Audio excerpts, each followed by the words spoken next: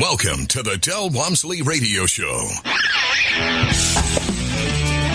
Del challenges the status quo, questions everything, and empowers you to return to your core beliefs to make your life better. If you're ready to hear the truth and get your roadmap to the lifestyle you really want, the next hour will change your life. And now, your host, self-made millionaire, national award-winning investor of the year, CEO and founder of Lifestyles Unlimited, Del Walmsley. Welcome to the Del Walmsley Radio Show. Today we're going to talk about something along the lines of self-help and motivation. I try to mix this stuff up, guys, so that you've got some educational stuff, some motivational stuff, some just side interest stuff, and some real estate stuff, and retirement stuff, and et cetera, et cetera. But this one right here is really, today is the foundational point, I think. I'm going to take it back, and, you always wonder when you see somebody successful, and I've read so many different books, thousands of books. One of them was The Tipping Point, which is the book about the fact that everybody believes that somebody is an instant success. And yet the truth is that almost everybody that is highly successful put in 10,000 hours of work at whatever it is they're good at before they finally got good enough at it that the tipping point sent them over the top and everybody realized how good they were. And then they benefited, right? So I was thinking back to myself, where was that tipping point for me? And, you'd like to think that it was at a lot of different points in your life where you hit those aha moments, the light bulb went on. And I'm sure you can think back now for yourself or after you've done listening to the radio show or the podcast. Think back. Where did my major belief systems come from? What really directed me to become who I am? And I think back to myself as my starting point was when I was a 200-pound fat kid, and I got to the point, just like that TV show or the movie that most of you probably never seen, about the guy sticks his head out the window and goes, I can't take it anymore. 200 pounds, getting picked on every day, insulted. In this day and age, everybody around me would have been in jail just for the kind of stuff they did to me and towards me and at me and with me and against me and whatever. And it was a terrible life. And you go home and you talk to your parents and they didn't know what to do. I mean, what do? You're fat, you're ugly, you wear glasses, and we shave your head because we're too poor to do anything else with your hair. And by the way, it doesn't really matter because you're fat, ugly, and wear Coke bottle glasses. So it doesn't really matter. And so they had no answer. My dad's answer, was, go up and punch the biggest one in the nose and that'll make them all go away. And I tried that, and I came back all beat up. That didn't work. My mom said, turn the other cheek and love them. They're jealous of you. And, that didn't work. I mean, obviously, they weren't jealous of me. She said they wanted to be your friend. You're just not letting them. So you go try to hang around with them and be a part of their little group. And all they did was they let you hang out because they could beat on you as far as physically, emotionally, mentally. Anybody that's ever been at that point in their life realizes that. So the first couple books I got in life that really started to change me were really about developing my self-confidence and my personality. And one of the first books that I read that was probably the most powerful was Pulling Your Own Strings by Dr. Wayne Dyer. Now, I'm not going to go into that book today. I've gone into it before in the past. I'll probably go into it again in the future. But what that one basically told me was to stop letting people push you around. Stop letting people psychologically predetermine your belief system and your beliefs about yourself, and so on and so forth. And if you haven't read the book, and if you'd all feel like in any way, shape, or form that you're not getting a fair shake in this world, that the world somehow seems to be giving you an unfair situation to live in, read the book, Pulling Your Own Strings by Dr. Wayne Dyer. It's a very old book, but I'm guaranteeing you what's in that book is just as relevant today as it was back then. After that book, I was very confident. I got my confidence back. I wouldn't let people push me around. I wouldn't let kids push me around. I wouldn't let my teachers push me around. I wouldn't let my parents push me around. I'd gotten back all of my power. I'd learned to isolate myself when necessary and to create boundaries that people couldn't cross, to get at me, to poke at me, to cut me, to kill me, to hurt me, whatever. And so now, the next book I read was just as powerful, but it was a much higher intellectual argument of the same stuff, and that was How to Live Free in an Unfree World by Dr. Brown. Now, this book basically was saying that everything in life is a social contract. A social contract meaning that, okay, I have a relationship with you as a friend. Whether we have it in writing or not, we have a social contract. Here's what we agree. We're not going to do this to the other person, this to the other person, this to the other person, this to the other person, and we would be willing to help them in this situation, this situation, this situation. And that's on a minor, just friendly relationship. There's tons of those things. I'll give you an example of a social contract. I will not date your girlfriend. Now, you and your girlfriend have it out, and she doesn't like you and you don't like her or whatever, but you break up. But there's a social contract that I can't date her now because you're my friend, and the friend rule is you can't date the girlfriend of the friend, right? Now, I'm not saying whether or not that rule is real, not real, should be real, or whatever. I'm just saying that's an example, and you've all seen that. You've seen it in your own personal lives. You've seen it in other words. I'll give you another one. Many times we have situations where someone works for one of our members working in their apartment complex, and they get in a tough with that person. They don't like each other anymore, and so they leave, and somebody else in our group hires that employee. Well, we have this unwritten social contract, which is you can't steal my employees. And you have to ask me before you hire one of my employees or ex-employees, blah, blah, blah. And there's no such contract. Do you understand that? There is none. It's just morally accepted that there is that social contract. Now, I'm just giving you examples. I'm not really going anywhere with the examples other than that we live under thousands of these unwritten rules. And what Live Free in an Unfree World says is that most of them are BS. Most of them are BS, like the one going on right now that you all are aware of. The social contract is you don't have the right to go out and get sick because it might kill somebody else. Now, that's just BS. There is no law out there that says that we have to give up our rights to protect somebody else. Yet, that's the social contract they've got us all standing down on. And as you see, the public recourse right now, people are getting irritated. I'm going to say that in a mild way. They're getting irritated. If you keep people locked down much longer, they're going to get mad. And when they get mad, they're going to get spiteful and then revengeful. And no, I'm not calling for a coup or whatever. I'm just telling you what's going to happen if they continue to treat people the way they're treating them. Some of these governors, some of these county judges, they're going to need to watch their back. Because whether it's political assassination or real assassination, they're creating all kinds of problems for themselves. Again, not for me, because I understand how to live free in an unfree world, and I don't let them control and manipulate my mind and make me believe that they know more than I do and that they have powers to make good decisions that I don't. So once you free yourself from everybody else controlling and manipulating you, you then have to learn to give up that desire to control and manipulate everybody else and realize that in every relationship you have, there is an unwritten social contract.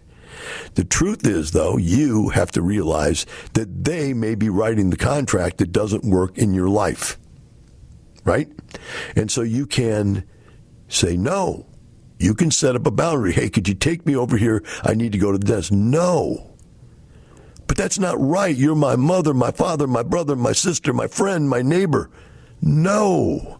I will not do that. Now, for many of you out there, no is the dirtiest word you've ever heard in your entire life. It just blows you away. You hate it because you don't like to hear it and because you don't have the power to say it. One of the most important things I used to teach people when I'd work with them personally is to say no. Right? I'm going to charge you this. No, you're not going to charge me that. If you persist to try to charge me that, I'll go somewhere else. But no, you are not going to rip me off and charge me that. Period. And I'm smart enough to make that decision before we get into the arrangement. These are the kinds of things that I learned first. And when we come back, I'm going to talk about where these types of things led to my success. We'll be right back with the Del Walmsley Radio Show.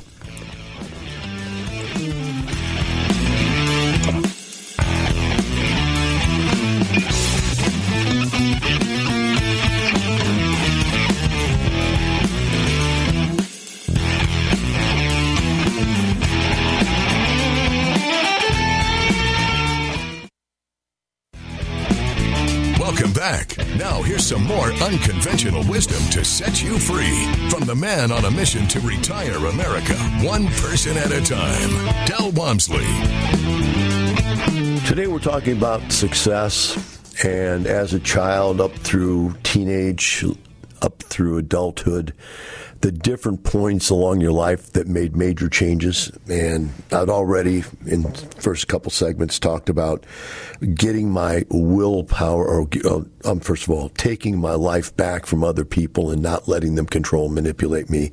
Then taking control of my life and understanding that anything that I want to accomplish, I can accomplish. I don't need other people's permission to do it. I don't need their help to do it.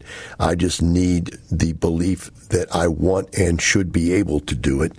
It's much more complicated than that, but it's, again, gaining back the power of understanding you have rights as a human being, and that other people are constantly trying to take those rights away. So the first book, Pulling Your Own Strings, tied to the second book, which was How to Live Free in an Unfree World by Dr. Brown.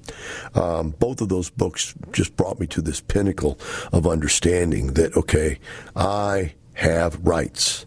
I have self-endowed rights. Next thing I got along with, or the next thing that hit me, was that I was still fat. Okay, now I was at least in control mentally.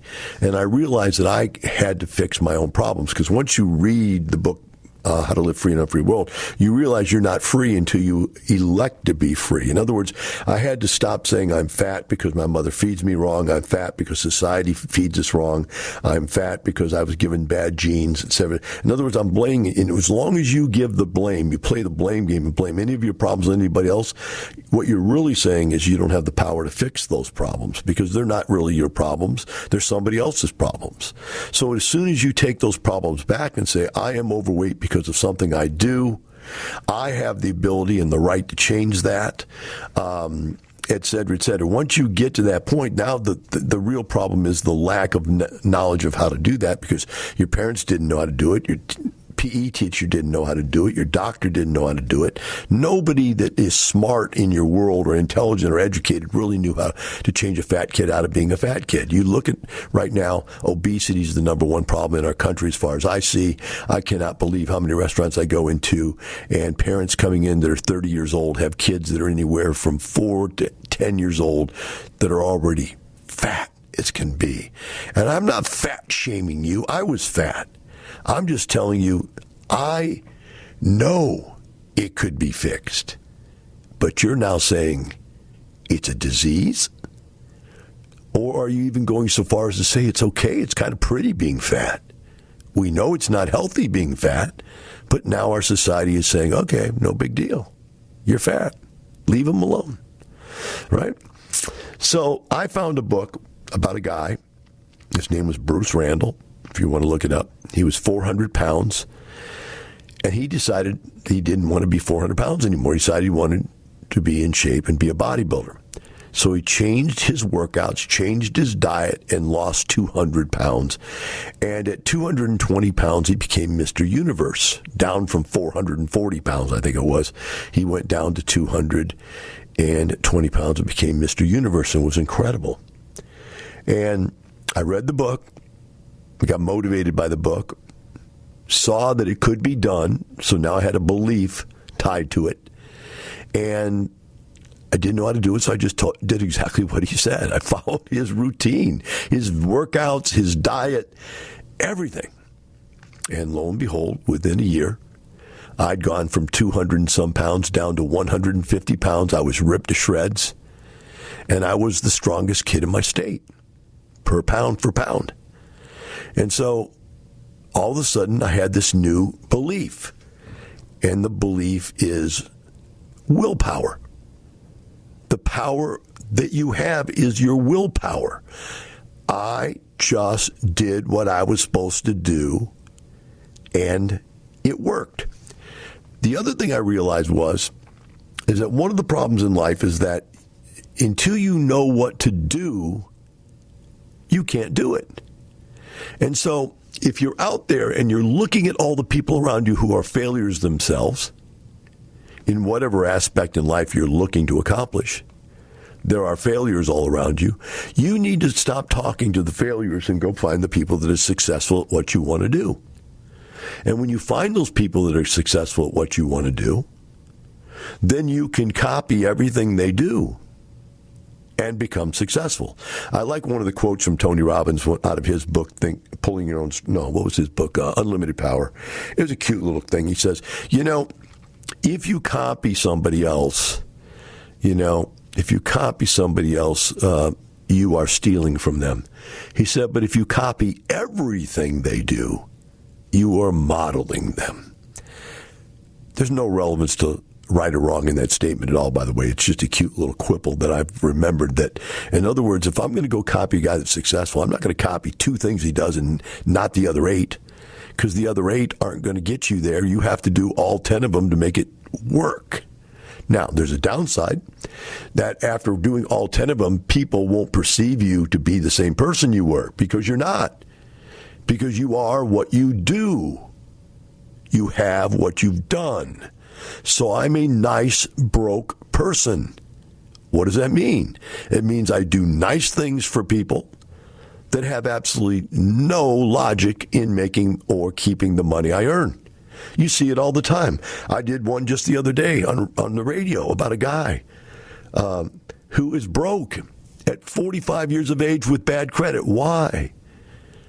Because he took on his sister's burdens. And his sister couldn't take care of her own problems. When he took them on, he thought he could help her. She just took him down too. So now he's broke and has bad credit. Now all of a sudden there's a pandemic and he can't get a job. So now he's really up a creek. And what kind of motivational speakers is he listening to? Del Walmsley on the radio saying, you can be rich. But he can't be rich because he has a problem that he created. And until he's willing to tell his daughter to hit the bricks, cut her off, make her pay for her bills, or just flat get out of that debt, he's never going to be able to be successful financially. Just think of it. If I showed him how to make another $10,000 or $20,000, all he'd do is give it to his sister or somebody else. Because if you have that mental weakness for one person, then you have that mental weakness for everybody around you. It's good to help people help themselves. As the Bible says, give a man a fish, feed him for the day. Teach a man to fish, feed him for the rest of their life. He's doing a lot of giving away fish and absolutely no teaching. But maybe that's because he really himself doesn't understand it either. And that's why he's broke. And so, my friends, the next level of learning is find successful people and model them. And when we come back, I'm going to talk about the next level of modeling that's even more important. Or not more important, but as important and more transformational. All right? So let's take a short break, and we'll be right back with the Del Walmsley Radio Show.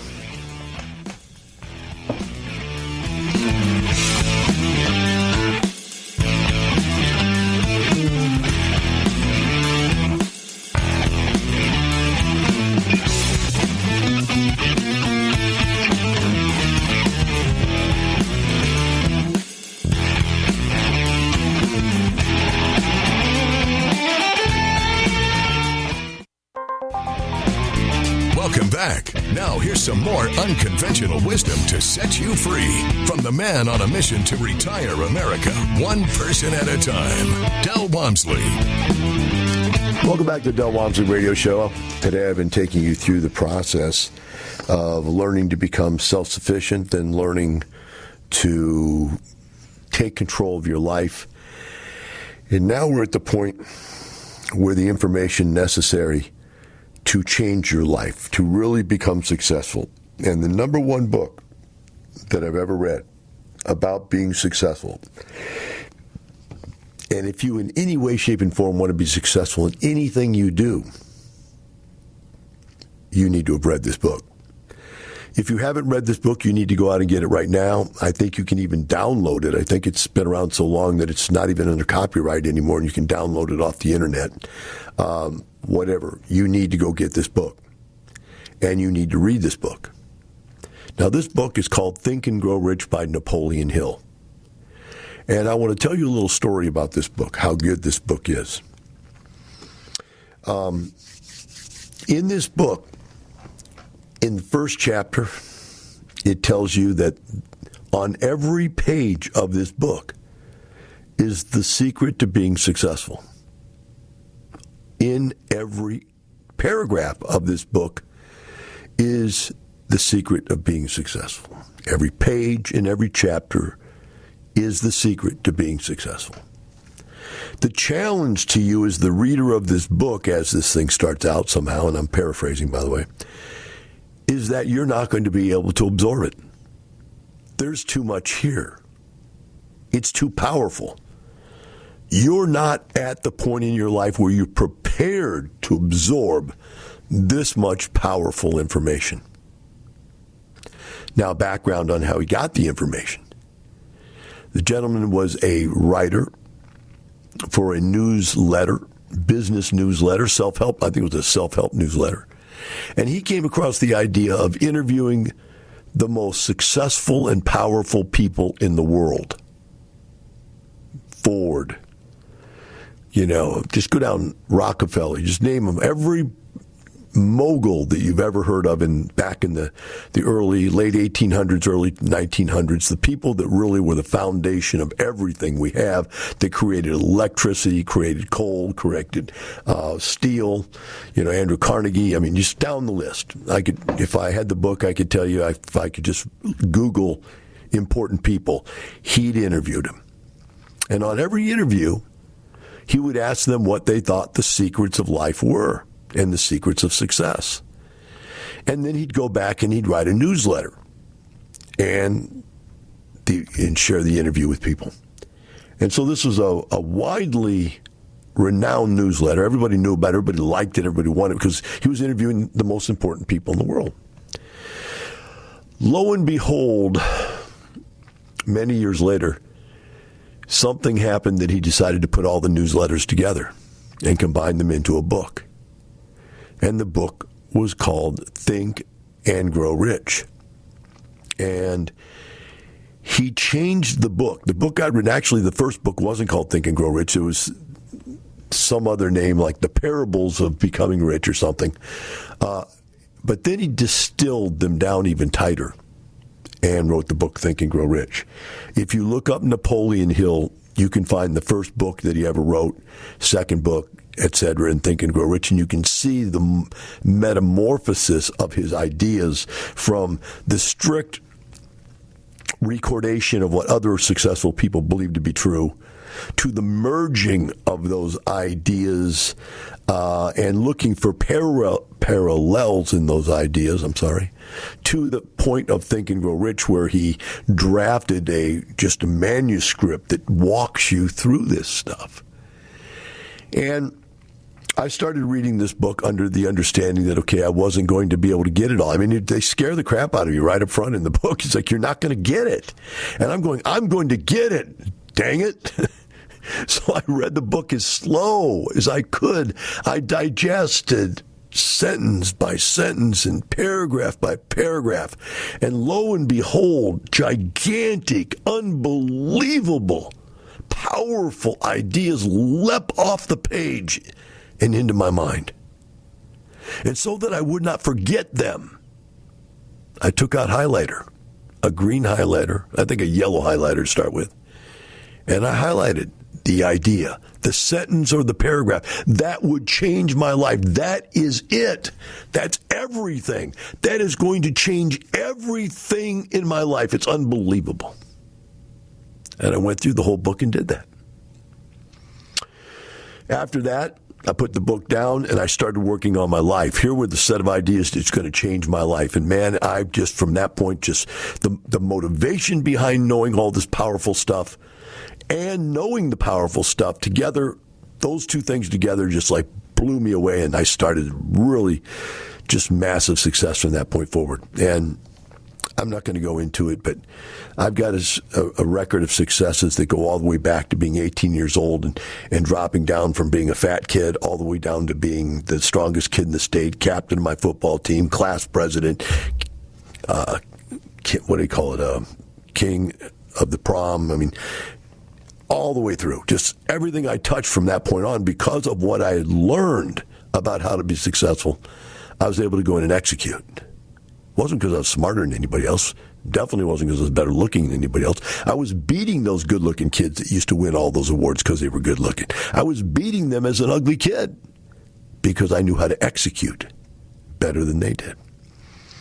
So I read this book all the way through and got a lot out of it. Then one day something sparked me that I needed to touch up. I needed to reinflate the tire, what to say. And that's one of the things it says about motivation. I think Zig Ziglar said it best. Motivation is like taking a shower. It works really well for a while. Then you need it again.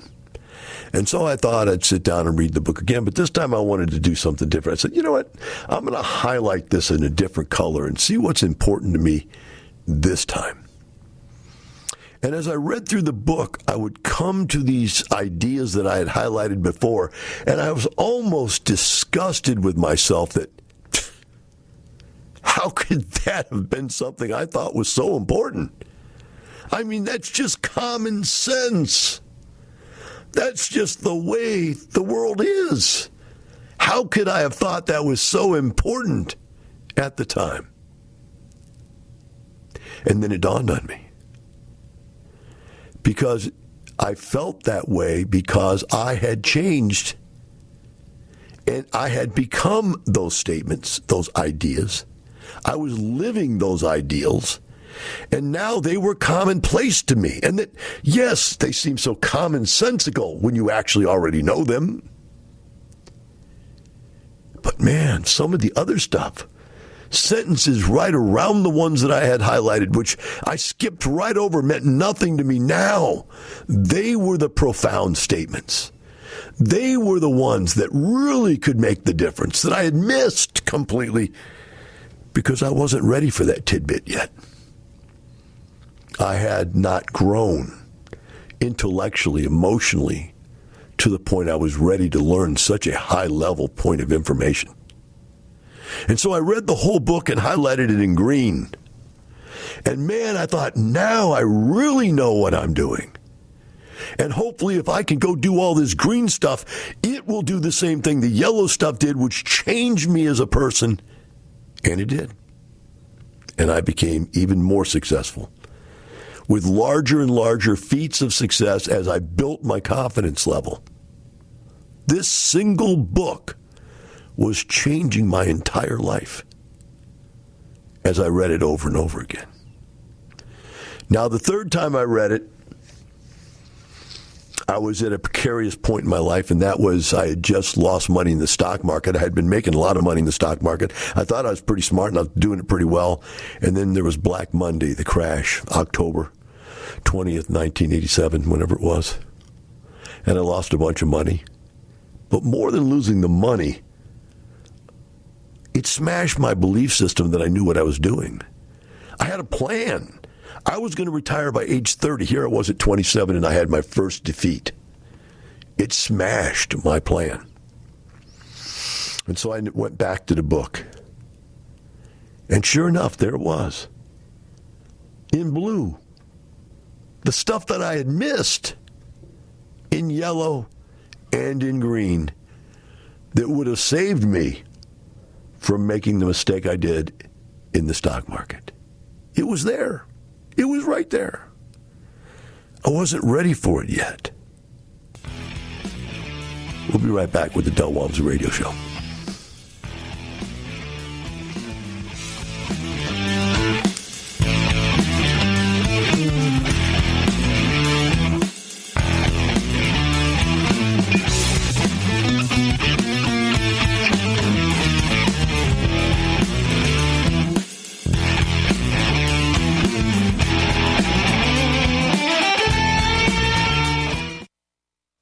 Del Walmsley talks about finding that one thing that made sense for the lifestyle. I looked at franchises. I looked at multi-level marketing. I looked at everything in the world.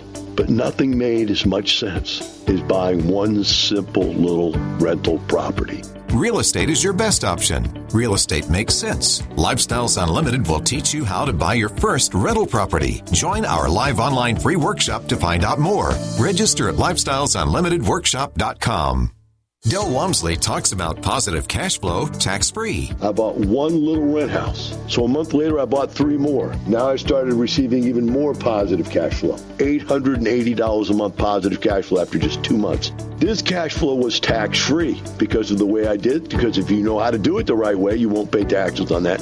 Give yourself a raise, tax-free. Find out how at Lifestyles Unlimited's live online free workshop. Register today at lifestylesunlimitedworkshop.com. Welcome back. Now here's some more unconventional wisdom to set you free from the man on a mission to retire America, one person at a time, Del Walmsley.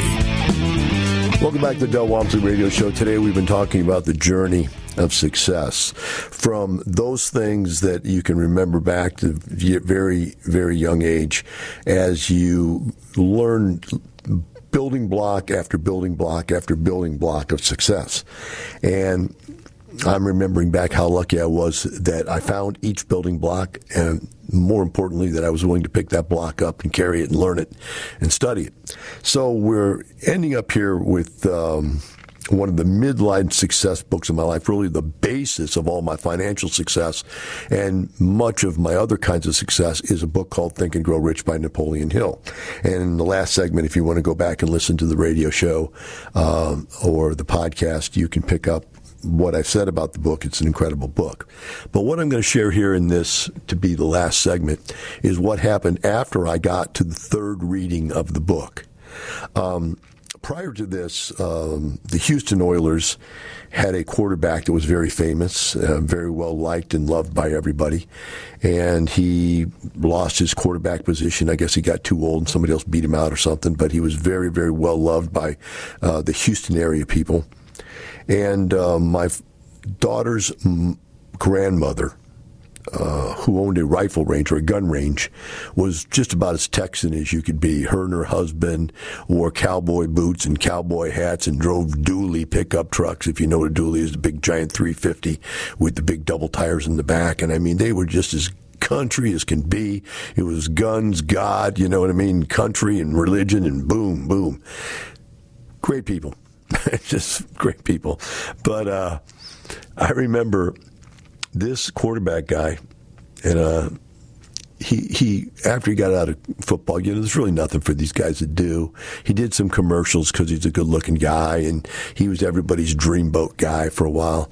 But, you know, there's only so many commercials you can push and so much stuff you can do, and he wasn't good enough. I think he had a radio gig for a while. But, you know, that's not like making money in football, right? So he went into multi-level marketing. And just so happened, you know, he was on the redneck circuit, and he knew everybody in town that was a redneck. And my mother-in-law got hooked up with this guy, and he tried to sell her Amway. But they didn't call it Amway. They'd tell you they have a business venture you should look at.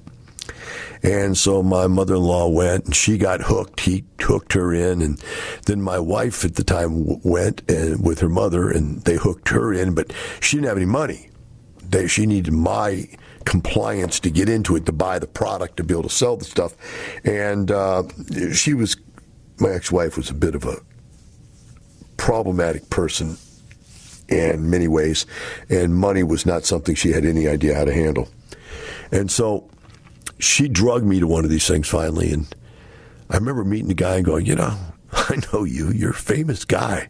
What are you pumping toilet paper for? Why are you selling toothpaste? And, I kind of, went and listened to his thing, was respectful, listened to his spiel.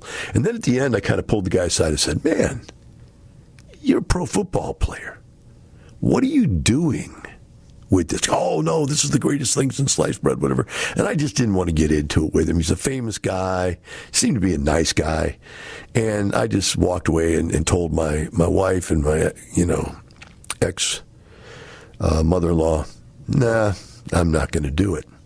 Well, fast forward a couple months later, I'm sitting in this restaurant over in Sharpstown, and our office where I worked was at Sharpstown, so we went to this little thing it was a salad bar, and I think they called it the Salad Bar, something like that. It was a one-off place. It wasn't a franchise, and it's one of the first ones that ever was out there. It was a really good place to eat for health. So I go in there, and here this guy sits, and who does he have with him but at Sharpstown, right down the street, there was a giant BMW dealership, the number one BMW dealership in Houston area. And he had the manager of that dealership. And I don't know if the guy was a part owner or not. I can't remember. But he was well known. He was on TV for commercials and stuff all the time. He was always there. I mean, he was a big wig guy in town. And they were sitting at a table talking, and I was sitting there reading Think and Grow Rich. And this guy looks over and he sees me and he recognizes me, which was, got to give him some credit for that. Hey, Mr. Walmsley or Dell or whatever he called me. Because I wasn't famous at the time. I was working in a health club. And I was running, I think, 6 Bally's health clubs here in town. And so, but he recognized me and he said, hey, how you doing? Great. He said, why don't you come over? So I went over and I sat down with those guys and was chatting. And he says, I see you're reading Think and Grow Rich. And I said, yeah, I am. I said, I'm rereading it kind of arrogantly, I'm rereading it. I read it a long time ago. And he goes, it's great. He goes, how many times have you read it? And I go, I think this is my 3rd time. I'm on my 3rd different color of highlighting. And he looked at me and he goes, oh, great. You'll get there someday. And I said, what? What do you mean I'll get there someday? He said, each time you read that book, new stuff pops out. Stuff that's really written into the fabric of the book that until you're ready for it, you really can't even see it. I said, I know that's what they say, and I've read it 3 times, and man, I'm telling you, I've just about highlighted up the whole book. He goes, yeah, there's more. I said, really? I said, how do you know that? He said, I read it 11 times. And I'm still getting stuff out of it. And right then and there, I realized success is not a destination. Success is a journey. It's an ever-going proposition of growth as a human being. And the book just foretold that very fact that as you grow as an individual, you can see things other people can't see. And learn from them. So when you listen to me do these radio shows, if you ever sit there and go, how did he figure out what that guy was saying when the guy didn't even come out and say it? How did he perceive the perception of what the economy was going to do before the economists could even tell us the truth? They were lying to us about what was. How did he have these insights? And I'll tell you how I had those insights. Because for the last 40 years of my life, I've spent an hour a day studying so that my mind is sharp, on point, ever vigilantly looking for what it takes to be successful. But remember, it's not for money. It's for a lifestyle. Have a wonderful day. We'll see you next week. The information and opinions you hear on the Del Walmsley Radio Show are those of the host, Del Walmsley, his guests, and his callers, and do not necessarily reflect the opinions of this station, its affiliates, its management, or advertisers. The Del Walmsley Show is for entertainment purposes only. Please consult a professional regarding your personal investment needs. Nothing presented on the Del Walmsley Show constitutes an endorsement, recommendation, offer, or solicitation to buy or sell any product or security.